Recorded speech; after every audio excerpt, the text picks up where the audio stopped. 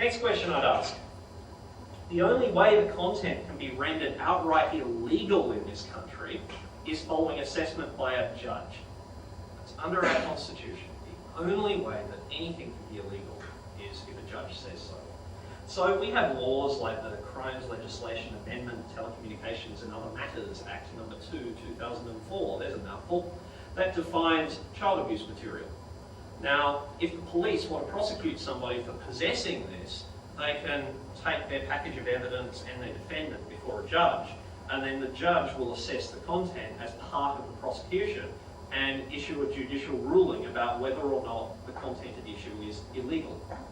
That's the only way that content in Australia can be found to be illegal. The Classification Board has no power to make declarations of legality. All they can do is guess. So given that illegal is not the same as prohibited or refused classification, does it make sense to ban prohibited content or refuse classification content? More generally, under what circumstances should we ban from the internet content that is legal for adults to read and view offline? Finally, the government's made some dubious claims about election promises. And I started this talking about framing, and I think if you talk to anybody who is knowledgeable about this subject, one of the points they will make is that the government's doing it because they're delivering on an election promise. So, are they? Stephen Collins, who posts on Twitter as Trib, has unearthed this from 2006. The plan was to protect kids from internet pornography. This is under the Beazley leadership. That language was consistent with the meat of the plan, which was to offer filtered access to subscribers of internet services accessible by kids. There was also an explicit opt-out for adults who still want to view currently legal content. That's the quote. If you still want to view currently legal content, you can opt out. Users of the opt-out would, here's another quote, face the same regulations which currently apply. So if I opt out, status quo is maintained. Brilliant. That was 2006. 2007, 5 days before the election, Rudd released a fact sheet called Labor's Plan for Cyber Safety. Justification for the policy? Because the PC filters can be bypassed. It's apparently important to implement mandatory ISP filtering for places accessible by children. This is the same language of the 2006 policy. Like the 2006 document, this one also said the content prohibited by ACMA would be covered. So that's MA15+, R18+, X18+, and refused classification. So that's 5 days before the election. What about after the election? Although the fact sheet didn't mention an opt-out, Conroy himself confirmed its availability after the election. This also represents the first time he started equating political opponents with supporters of child pornography, something he's continued to do ever since. So even after the election, the promise was something that had an opt-out. This is out of the mouth of the minister.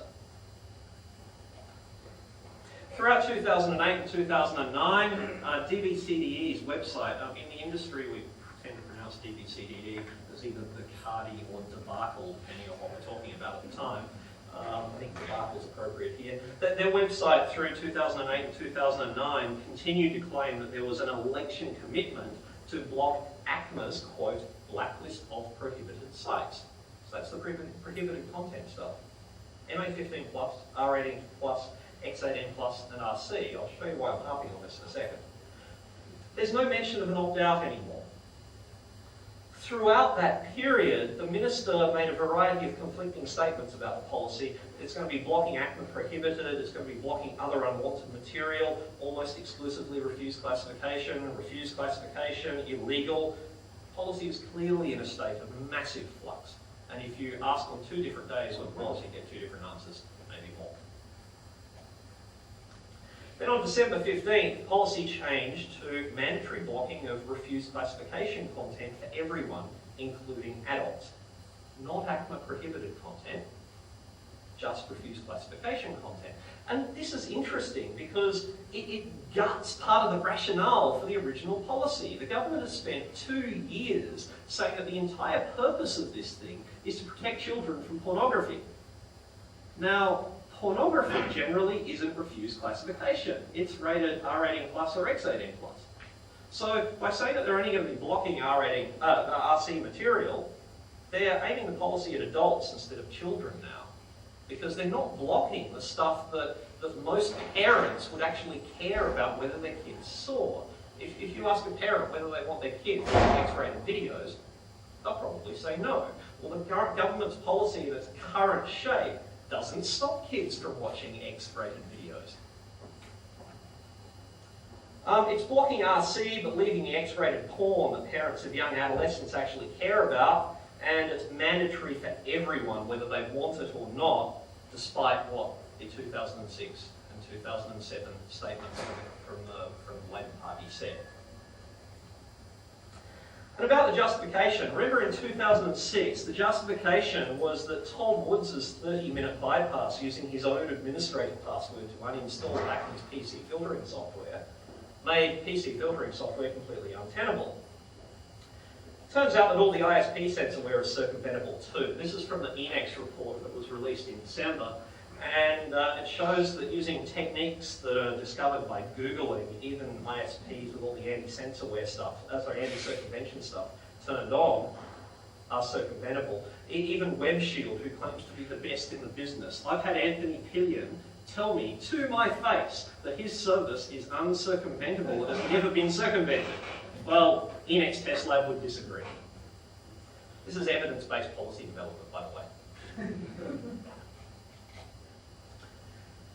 Conroy claimed he would work with the industry to ensure that the filters do not affect the speed of the internet. That's a quote.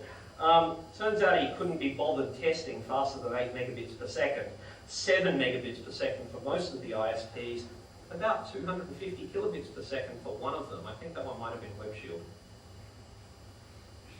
This is in a world where he claims to be building a 100 megabit per second NBN, and he has no evidence to suggest that his censorship plan is even remotely feasible in that world.